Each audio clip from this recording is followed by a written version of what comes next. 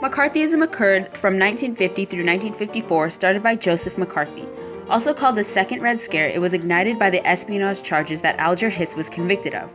Occurring in the United States, the public fear of communism led to the acceptance of McCarthy's numerous accusations, blacklisting many government officials.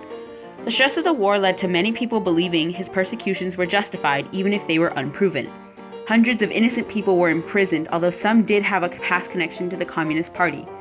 The fervor of McCarthyism led to the continued violation of civil rights that occurred during wartime.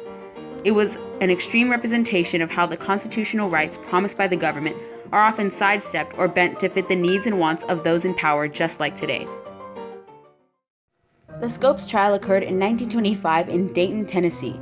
John Thomas Scopes was tried for violating a Tennessee state law that made teaching any theory of evolution other than the Bible illegal. William Jennings Bryan assisted the prosecution, and Clarence Darrow joined the American Civil Liberties Union to defend Scopes. While Bryan ended up winning the case, Darrow had ridiculed Bryan by calling him up as a witness to speak on his literal interpretation of the Bible's words. In 1927, the Tennessee Supreme Court overturned Scopes' guilty verdict on a technicality, but later, in 1968, the U.S. Supreme Court stated a similar case was a violation of the First Amendment.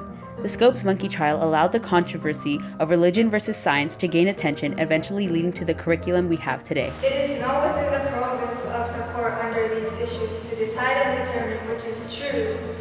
The story of divine creation as taught in the Bible, or the story of the creation of man as taught by evolution. Lyndon B. Johnson's War on Poverty and Civil Rights Movement, known as the Great Society, on several programs and acts such as the Community Action Program, as shown in the video, where they not only helped those in need but incorporated them into the program. In addition, the Medicare Act aided the elderly by providing economic support.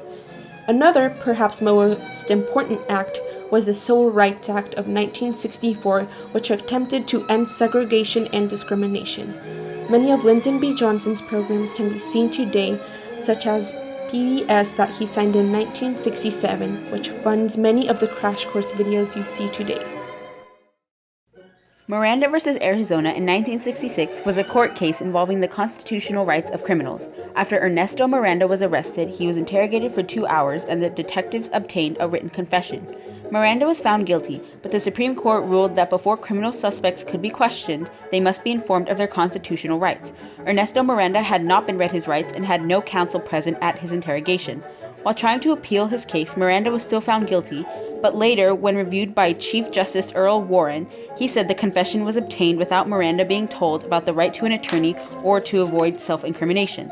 This case led to the mandatory Miranda rights, informing suspects of their constitutional rights. These statements brought together the policing powers of the state with the guaranteed rights of individuals, which is still present today. At the very least, he is entitled at that stage of the proceeding to be represented by counsel and to be advised by counsel of his rights under the Fifth Amendment of the Constitution, or he has no such right. The first Transcontinental Railroad of 1867 that linked east with the west created many important cities such as Chicago, Philadelphia, and Denver. These cities spread ideas and culture all throughout America and vastly improved communication among the nation. Some of the more negative effects it had on America were its abuse of treaties with the Native Americans that caused their decrease in land ownership and conflicts. It also neglected its workers that spurred on strikes such as a Pullman strike.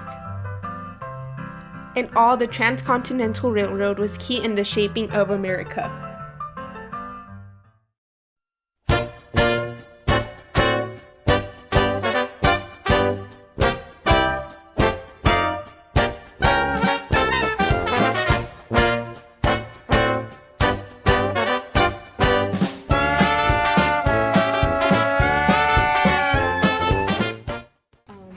Railings that occurred. Here we see the wreckage of the 9.5 express train. Isn't that from Harry Potter?